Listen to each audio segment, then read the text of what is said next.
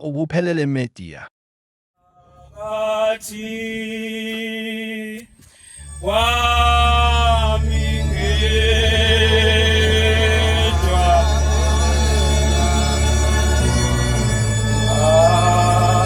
awukhona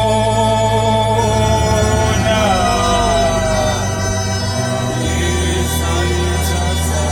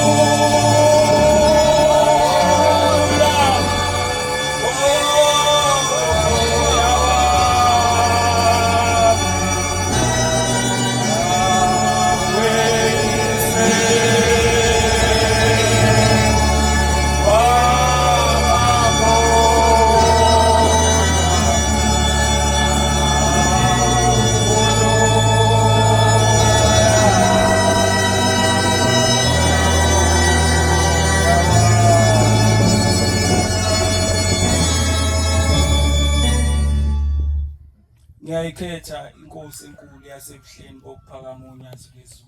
Amen. Umfana oguqile owakwamthimkhulu eThokozana libonga igama lenkosi. Uthi uShembe mayibhala lengoma engisukuma ngayo. Uthi mayibhala lengoma uthi ngaphakathi kwami ngedwa kukhona izitha zami ezilwa nayo yonke imvumelwano yakho.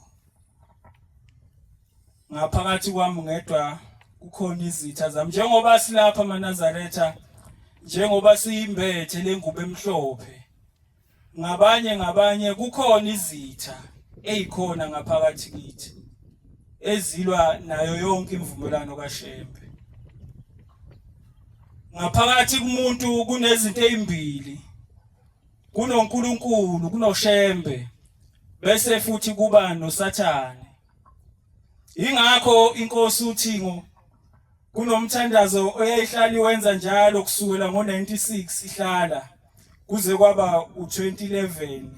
Ibithi mayithandaza uwodwa umthandazo adinga ukhohlwa, ibithi usiphe baba namandla okumnqoba uSathane. Bengayeki ukuthandaza engasho ngathi usiphe baba namandla okumnqoba uSathane, ngoba uSathane ayayizisho ukuthi uSathane ukhona lapha phansi kwenu. uSathane useduze nomuntu. Manje ke njengoba silapha nje ngaphakathi kwethu kukhona izitha ezilwa nayo yonke lento unyazi ngifuna sibe yiyo. Ukuthi imvumelano kaShembe mayithi la ekhaya kuyahlonishwa. Bese sithi sitha esingaphakathi kimi mina ngizohlonipha umuntu ongihloniphayo. Imvumelano kaShembe mayithi la ekhaya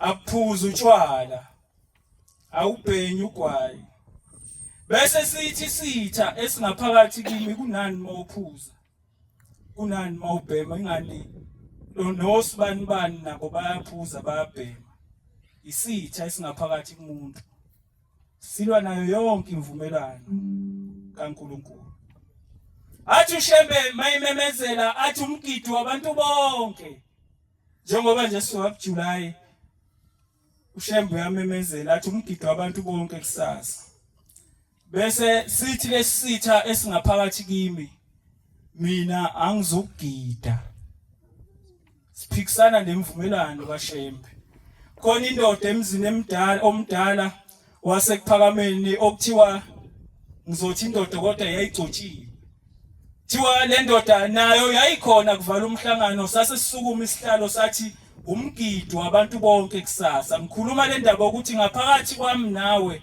kukhona izitha eingaphakathi kimi nawe ezilwa nayo yonke imvumelano kaShembe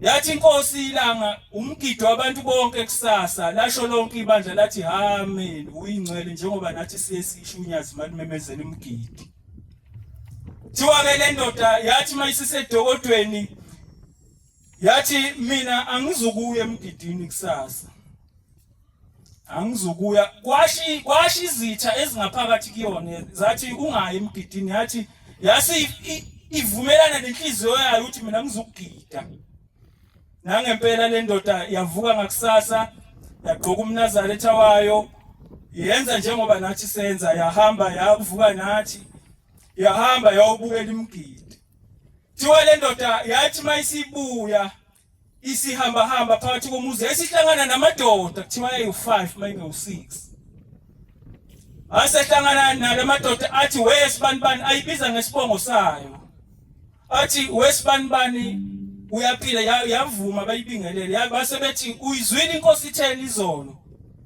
yasisho ukuthi hayi ubaba uthe waphinde wathini wathi uthe waphinde wathini wathi uthe base bethi awuzwa akashongo yini ukuthi umgidi wabantu bonke kusasa yathi le ndoda ushilo kodwa mina ngithena namhlanje angizukugida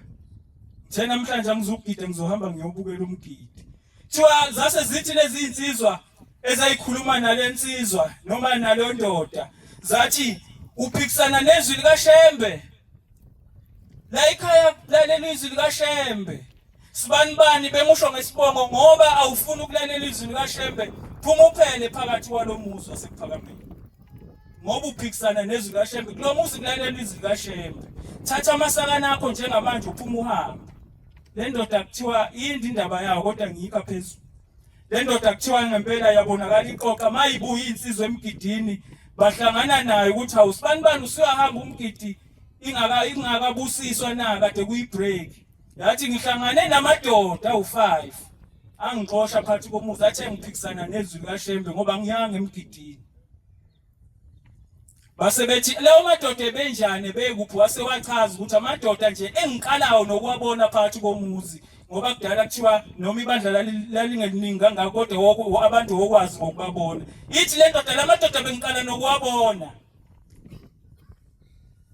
zathi le insizwe zayibuya esikoshini zathi ake sihambe sozwa kubaba ukuthi uyawazi lamadoda lawa axoshile ungaqala uhambe kubeka lapha imithwalo yakho thiwa mabefika isilwane sasinikelisa ngikhuluma ngendaba ukuthi ngaphakathi kwami nawe kukhona uSathane ophikisana nayo yonke imvumelano kaShembe mabefika kuthiwa isilwane saphakamisa amahlombe sathi hey nalapha kanti emgidini asethi lamadoda baba sizobuza sibona usibani lapha useyahamba uthi uxoshwa amadoda athize lapha phakathi komuzi wasekuphakameni yathi inkosi usibani uhlangane namadoda asezulwini amxosha athi akahamba phele kulomuzi ngoba kalilalela izwi likaShembe uthi ke ithi inkosi mina ayikho into engingayisho ngoba uxoshwa abantu basezulwini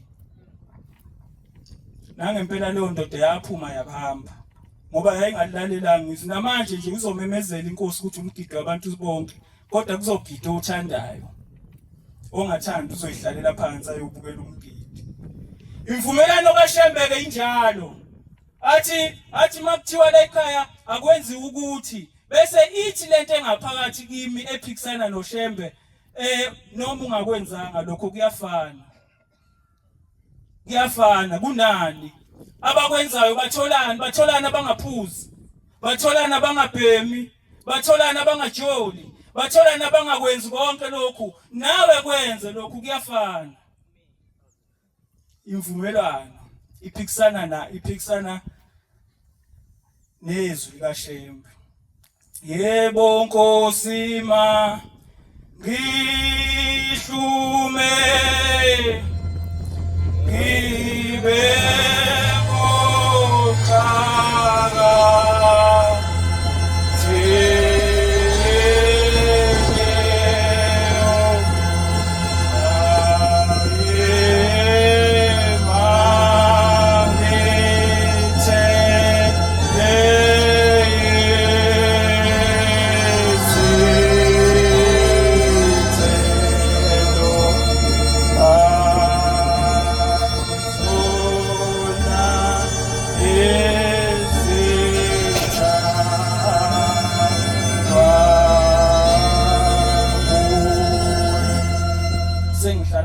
Nazaretha ngelinye ilanga inkosi Jesu lethi iBhayibheli masifunda yayihamba nabafundisi bayo njengoba nonyazi malihamba lelihambe nabafundisi bayo. Yayihamba nabafundisi balo angazi ke ukuthi yayibhekephi. Kodwa thiwa yayisifikelwa indlala. uJesu wayesefikelwa indlala, wayesebona isihlahla somkhiwane. Wasethi mayisibona isihlahla somkhiwane wayesefikelwa yithemba ukuthi lesi sihlahla ngoba sisihle kangaka, sihlaza kangaka, kukhona engakuthola laphana engizokudla. Njengoba nathi nje njengoba sifaka ingubo emhlophe, abantu bangaphandle noma umuntu nje mayekubuka unethemba lokuthi khona into enhle azoyibona kuwe. Mayekubona unesihluthu, unentshebe, uyebe nethemba lokuthi hawu impela yiNazaretha kukhona okuhle engizokuthola lo muntu. Nangempela wayesesondela uJesu, mayefika esondela wayesefike yajapha. Hawu isihlahla asinamkhiwane. Hawu impela bengithi yiNazaretha nje ufaka ingubo emhlophe uzoba nesihluthu kanti uyaphuza. Hawu bengithi uyiNazaretha impela kanti ubhema ugwayi. Hawu bengithi iNazaretha impela kanti akahloniphi. Wayeseyajapha uJesu. Wayeseyajapha uJesu ukuthi hawu kanti umkhiwane awukho. Waseyasiqalekisa lesihlahla. Wathi kusukela namhlanje ungaphindi uthele. Ungaphinde nje indaba yakho iphume ikhulunywe uthele kusukela namhlanje nangempela basebedlula. Laba ke lithi iBhayibheli ke laba babehamba noJesu mabebuka lesihlahla lesi owesiqalekisa uJesu ayikho into eyishintshile ngaso. Sasekuhlaza nje njengoba kade sinjalo, sisakhephuzela njengoba kade sinjalo. Base beyabuzana engqondweni sabo ukuthi hawu kanti izwi lenkosi liyawela phansi. Waqalekisa isihlahla saqhubeka sakuhlaza. Waqalekisa isihlahla saqhubeka sayiyo njengoba sesinjalo kanti nezwi lenkosi nalo liyawela phansi. Uyayikhuluma kanti nayo into engekho. Bakhona abantu abanjalo. uShembe uyayiqalekisa umuntu noma umuntu enza into ezisiqalekiso yena, kodwa aqhubeke nje abe njalo, angashintshi. Kungashintshi lutho, aqhubeke futhi abusiseke abe nemali.